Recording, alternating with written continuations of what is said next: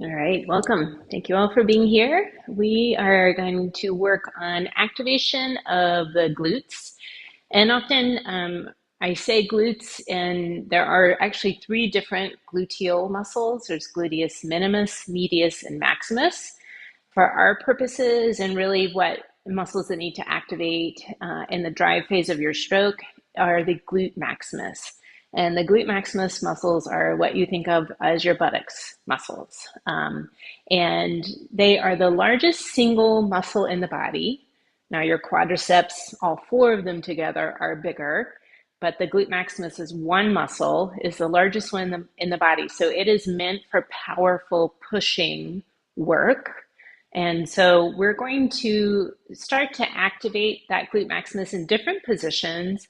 And then obviously we're not in a boat, but we'll be mimicking in a way the positioning you are in a boat and when to activate those glute maximus. And hopefully by the time we get to there, you'll know how to activate the glute maximus muscles.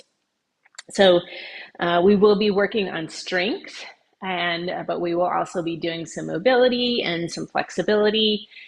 If any of it feels painful and uncomfortable, those are reasons to change and modify the practice for yourself, and listen for alternatives as we go through the practice, and take your own if I don't offer what you need, and certainly rest at any time. We're going to start on our backs and just coming into a few moments of stillness and settling in to the space and into the time that you've set aside for yourself here.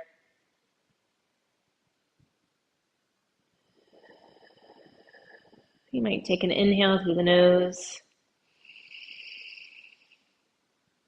exhale through open mouth. One more like that.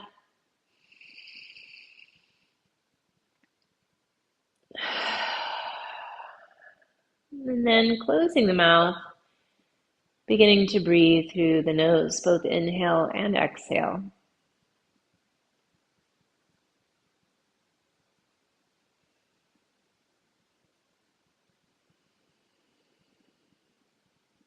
Start to slow your breath down, begin to lengthen out both the expansiveness and the softening of the breath. The expansiveness on the inhale and the softening on the exhale. So you're just slowing down the breath.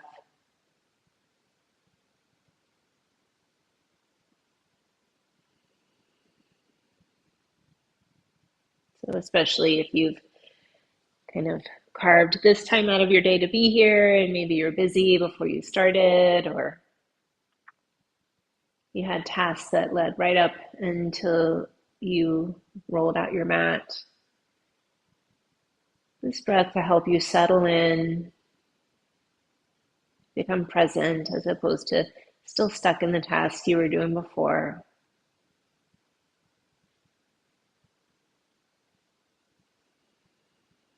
Take the next few breaths, setting an intention for your practice. So thinking about why you've shown up, why you chose to be here for this practice, or perhaps what you want to get out of the practice.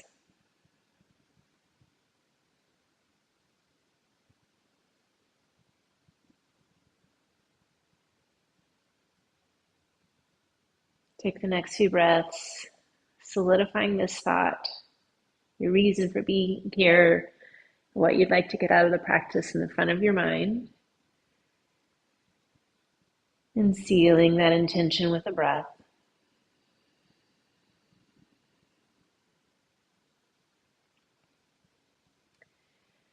I'll have you pull one knee in towards you, and just gently hugging that knee in towards your belly, and let the other leg go out straight. And the knee you have pulled in, we're not pulling it really stretchy here, just gently hugging in. And then bringing the knee a little wider than the hip. Could hold on to it with just the one hand. And the straight leg we're going to make longer. So press out through your heel to Lengthen the leg from the belly through the heel, and then on your exhale, allowing it to relax. So we inhale, reach out through the heel, exhale, allowing it to relax. Do that one more time like this. You could keep it at just the leg or reach the same side arm overhead. And as you stretch longer through the leg, stretch longer through the arm. So the whole side of the body gets longer. Relax it on the exhale. Do that one more time. So we're starting to open up through hip flexors. You might feel it on the front of the hip or into the belly there, relaxing. And then we'll switch sides. So we're gently hugging the knee in. Bring it a little bit out to the side here. And then make the straight leg longer. Inhale, push out through the heel, making the leg longer from the belly. Exhale, relax. A couple more here where you're just doing the leg. And then if you'd like, the shoulder's okay with it. You're reaching the arm overhead and you're stretching through the arm and the leg and releasing. So you come into a little bit of a crescent shape here. Or mild banana curve. One more breath. And then exhale, relaxing both feet down. You could bring your feet out a little wider than the knees and just gently rock the legs side to side. So starting to open up through the hip flexors. Your glute maximus muscles are the opposing muscle groups to the hip flexors. So hip flexion is pulling the leg towards you or pulling the torso towards the leg. Hip extension is when we use the glute maximus, so that's pushing the leg back behind us or pulling the torso away from the thighs, which is more of what's happening in the drive phase of the stroke. Bringing this back into center, we're going to go ahead and start trying to activate that glute maximus. So come back into that knee to chest position. And again, we're just gently holding that knee in. The other foot, we're going to line the heel up with the sitting bone in pretty close to the sitting bone, so the ankle is underneath the knee. We're lifting up into the single leg bridge. So press down through the heel of the down foot and lift your hips and back, and then lower it back down. So do that again. Press in through the heel, inhale, lifting the hips and back, and exhale, lower. We're going to do a few more here. So you could keep the foot flat or just press through the heel, keeping the toes up. That pushing through the heel is going to activate more glute maximus, so that buttocks muscle. So maybe you feel it in there. If you don't, consciously squeeze that butt cheek and lift up. One more. I am definitely feeling it there, and a little bit in my hamstrings, the back of the thigh. Lower on down. Both feet down. Gentle windshield wipers. Just notice the difference here between the sides. The glute, the butt cheek on that one side and the one you didn't do, and we're about to do it. So other knee in, gentle hug in. And the purpose of the knee in here is to flatten the back and take the back muscles out of the picture. So you have to use that glute maximus. So heel lined up with your sitting bone. Press into that heel and lift the hips on the inhale and exhale, lower. So your emphasis is pushing through the heel. Your foot could be flat. If it's comfortable, you could lift the toes up and just press through the heel here. And we'll do a few more of these single leg bridges. And don't be surprised when you can't lift very high or you feel pretty wobbly going up and down. We took the back muscles out of it. So a lot of the bridging we do, we use a lot of back muscles instead of that glute maximus. So this is just forcing that glute max to turn on. All right, both feet down, arms out, gentle rocking of those legs side to side.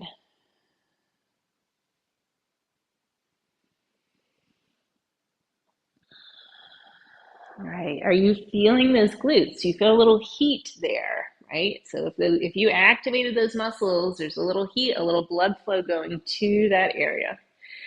Rolling on over, we're coming up to hands and knees.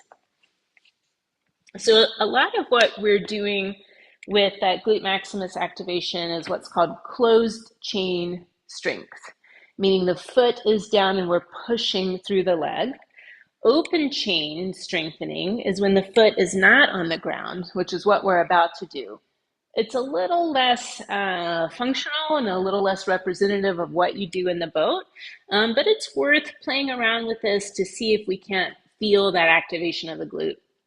So we're coming into what I call a donkey kick, but we're lifting the legs, but we're not, or the leg, one leg at a time, but we're not trying to arch and round the back. In fact, we want to find this neutral spine position where you're neither in the cat nor in the cow pose.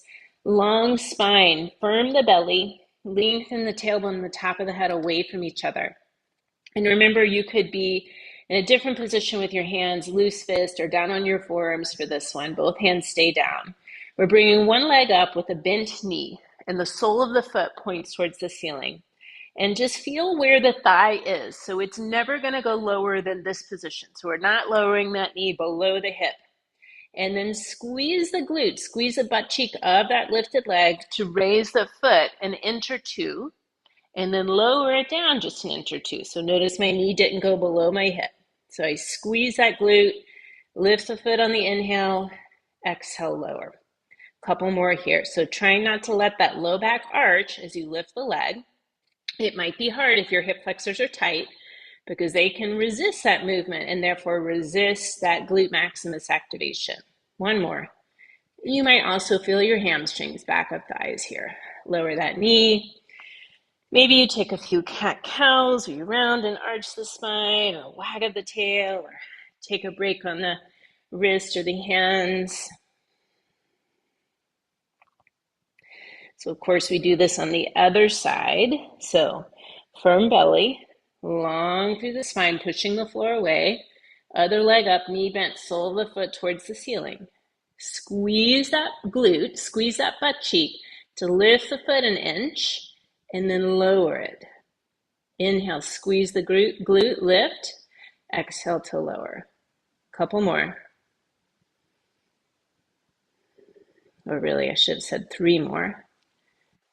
And this is the last one. All right, lowering that knee. And maybe find a child's or a puppy pose. So child's pose is hips over heels, forehead resting down. Puppy pose as an alternative, especially if you have a herniated disc, hip or knee issues. Low bone density in the spine, that's hips over knees, forehead down. Just take a few breaths here. That lengthened out breath. Coming back to your intention for the practice.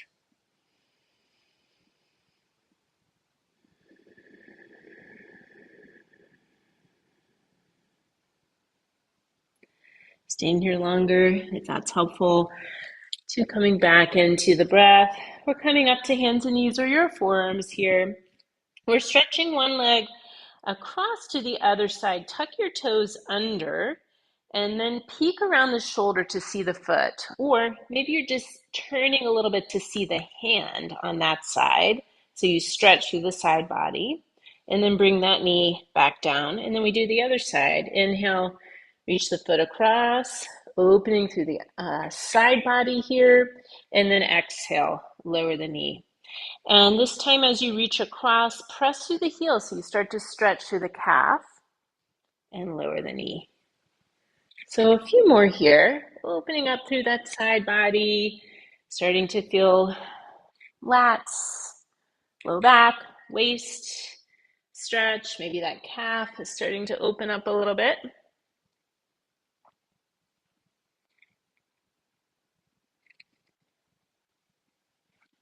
And we'll bring it back to both knees down here. So I'm tucking my toes under. In a moment, I'm shifting my hips back. If you have issues with the knees or the toes don't bend very much, then you might be doing a smaller movement.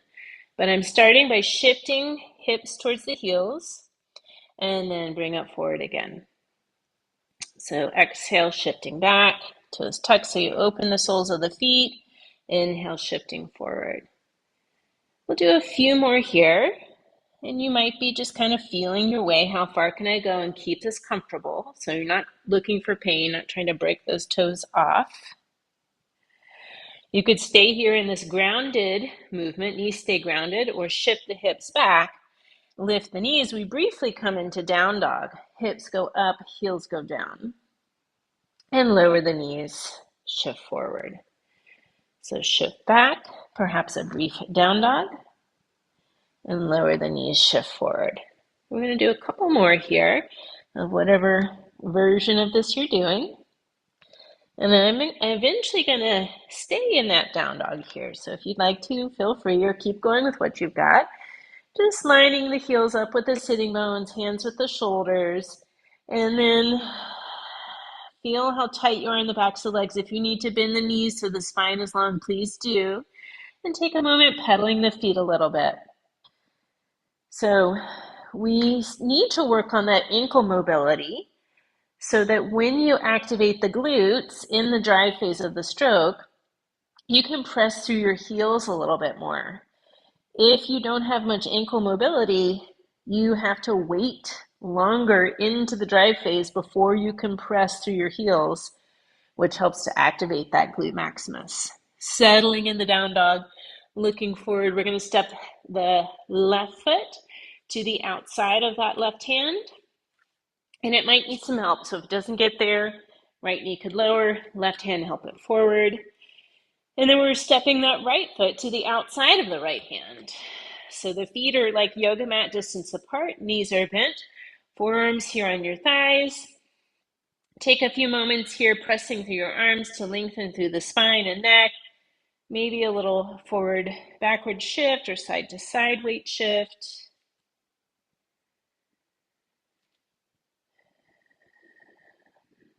Bring that weight shift back to center. Bend the knees, look forward, and with strong legs, we're going to rise up to stand. Could roll those shoulders back and down here at the top of the movement. I'm going to move that blanket out of the way. We're coming into what are called good mornings. And I'm not exactly sure why they're called this. This is like a personal training exercise, but I am theorizing they're called that because we're waking up the glutes when we do this. This is a good warm-up exercise before getting into the boat so that you wake those glutes up and say, hey, I need you to start working here in a moment. So we're standing with our feet about shoulder distance apart. It's also good if you're going for a walk or a run, bike as well. So any other kind of cross training. Feet are about shoulder distance apart, hands are on the hips, and slide into the knees, and we're hinging forward from the hips. So it's really like you're kind of sticking your butt out like you're about to sit. But you don't get very far down. To come up, concentrate on squeezing the buttocks, squeeze the glutes to lift. So the quads will straighten the knees, but the glutes are what is going to extend the torso into the upright position. We'll do it again. So relax the glutes, tiny bend to the knees, hinge at the hips, and then we squeeze the butt to rise up. Let's do a few more. Inhale to hinge forward. Push through your heels, squeeze the glutes to rise up. You might push through the heels so much that you kind of take a step or two back. You don't have to, but that might happen. Hinge on the inhale, squeeze the glutes, rise up. And if you're like, I don't know if I'm squeezing my glutes, where are my glutes? What's going on? Put your hands back on the center of your butt cheeks. They relax as you hinge forward, and then see if you can feel them contract underneath your fingers. A couple more here. Push through the heels, squeeze the glutes to come up. Last one. Good. Come up, shake up arms, shake out your legs, roll those shoulders. Next few things will be sort of a variation on that same theme. So really the good mornings are like the second half, or I don't know if it's half, but the second part of the drive phase, right? So you've mostly straightened your legs, right? From the catch, you start to straighten your legs. And then you're going to start to extend through the torso. We've just changed the orientation of our body in relation to the earth. So we're going to do something similar here, but that was with feet wide. The good mornings with feet wide. We want the feet in narrow because you've got your feet locked in here. So I'm going to use the yoga block. It could be a rolled up towel or pillow if you don't have a yoga block. And I'm not squeezing hard. I'm just holding that in position and not letting it drop out here. So I'm turning from the side so you can see it's very similar to what we just did, coming into what in yoga what's called a chair pose. So my spine is long and I'm going to sit back. So there's a little bit more knee bend here. And keep the block between the knees. You're going to start to straighten the knees and then squeeze the glutes to come up. So it's very similar. It's just a narrower stance and a little bit more knee bend. So you're sitting back, knees bending, and then you start to straighten the knees and squeeze the glutes almost immediately to lift you and push the hips forward, torso to upright. Inhale into the chair pose. Exhale, squeeze the butt, rise up. Let's do a few more here. So notice here the bend in the ankles as you go down. As you come up and squeeze the glutes, press into your heels a little bit more, which is going to help activate the glutes, right? If you've ever done personal training, they talk about the posterior chain. Posterior meaning back of the body. Chain meaning muscles all in the back of the body. When one activates, it can facilitate the other ones on the same side of the body to activate. Coming up here, you can take that block out, shake out your legs, roll the shoulders. We're going to stretch the quadriceps here, and you might need your strap. We're going to do it from standing, so you might need the wall or a steady piece of furniture here to keep your balance. As I was saying before, your hip flexors are opposing muscle groups to your glutes. One of the hip flexors is also a quadriceps muscle. So it'd be good to stretch that so that it's not inhibiting the activation or movement at the hip. So bring one foot forward, spread your toes, shift your weight onto that foot, reaching back to find the foot or the ankle. If you have trouble getting the foot or the ankle because your knee doesn't bend well, your quads are really tight, it's hard for your shoulder, you could use the strap to come into that position. Lengthen the kneecap towards the floor and top of the head towards the ceiling to get that long quadriceps stretched. And maybe you're feeling good with the balance, focusing the gaze on a non-moving spot. You could lighten up on the hand or take it away completely. Take a couple more breaths right here.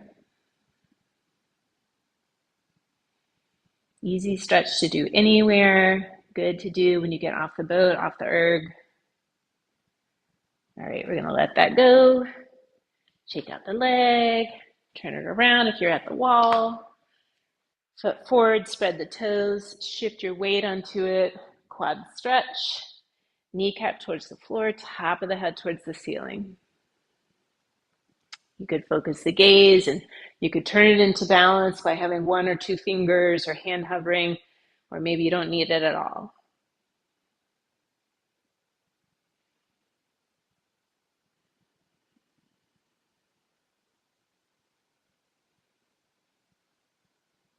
All right, we're going to let that foot go. Shake it out, roll the shoulders.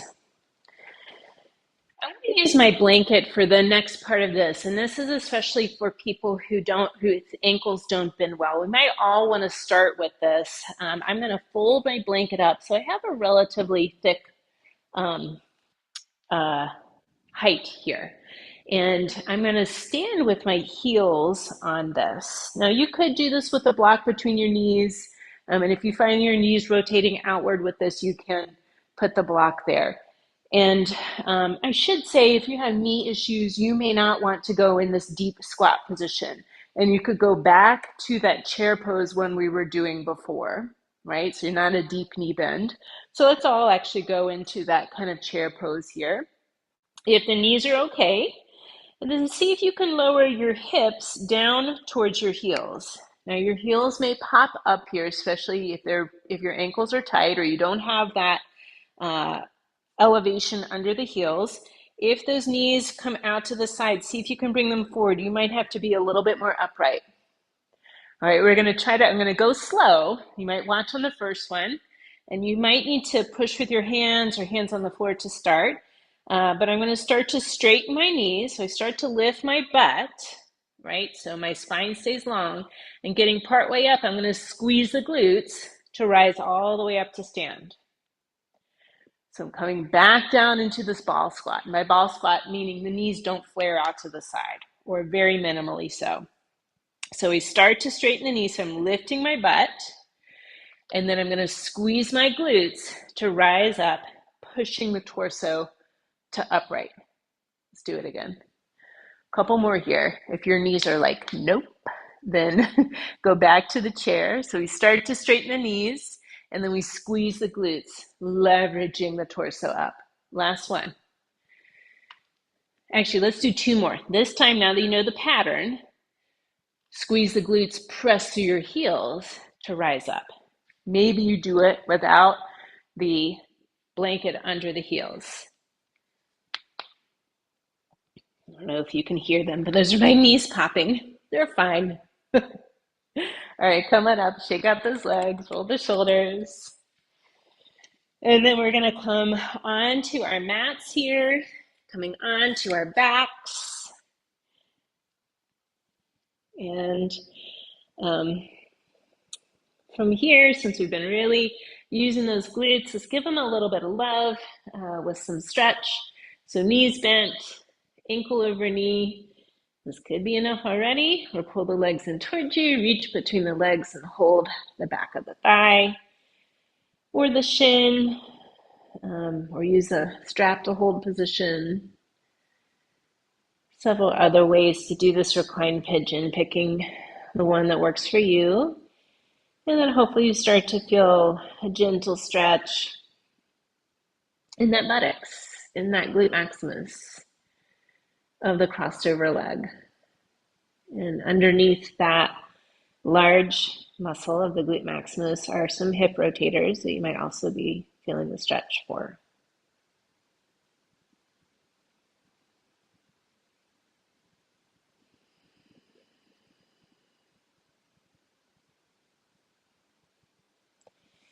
Switching legs.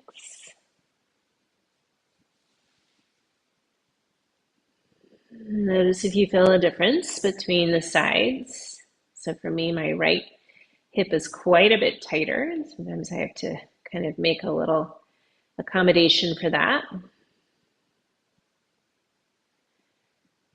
And remember, when you stretch, you're looking for a sensation of stretch that's mild to moderate. So as opposed to intense or painful. And see if you can relax the shoulders and the neck and the jaw muscles.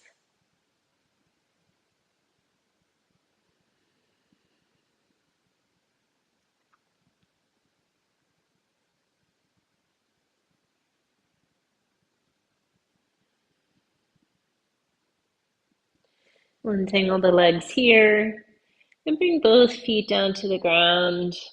Decide if there's something you'd like to do before Shavasana, before relaxation, a happy baby, different hip stretch, a twist, some core work. I'm going to set myself up for Shavasana, relaxation position to relax the glutes. We've been working them, we've been activating them, and if you're not used to that, they could be sore tomorrow. So this position is the off switch for those glute maximus muscles. It's a butterfly pose of the lower body, so it's soles of the feet together, knees out. I'm a little tight in my hips, so I like having two blocks, two pillows, two rolled up blankets under my outer knees, so this is not a big groin or inner thigh stretch, but more of a relaxed position. If it's more comfortable or it feels kind of grounding and relaxing, you could put a folded blanket over the hips, the low belly. And if this position doesn't work for you, do something else. Right? You could do the opposite. It could be knock-kneed, feet wide, knees together. Wherever you've chosen to be, let's do that breath we started with to come into the Shavasana. So take an inhale through the nose.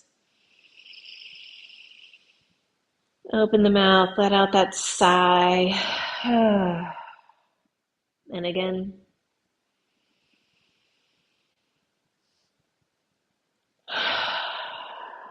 Let the breath go.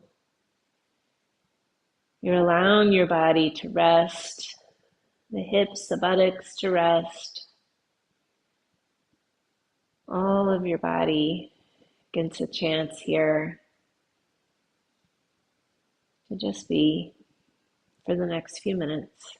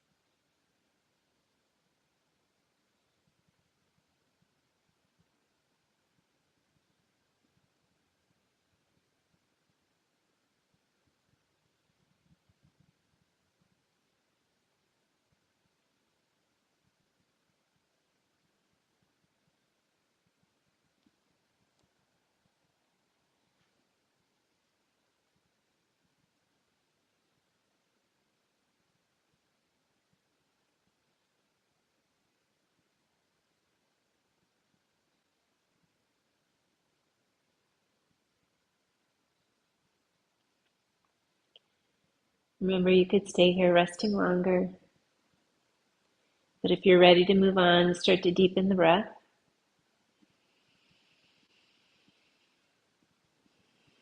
Invite some gentle movements in the body, turning the head, moving the hands and fingers, the feet, the toes. If you'd like that kind of wake up, good morning stretch, arms overhead, legs out, that lengthening we did at the beginning, one sided, do both sides. Inhale, stretch. Exhale, let it go. Bend the knees, roll to your side, pause for a moment here. Feeling some appreciation for your body, your breath, your health, and your yoga practice. Pressing up to a seat.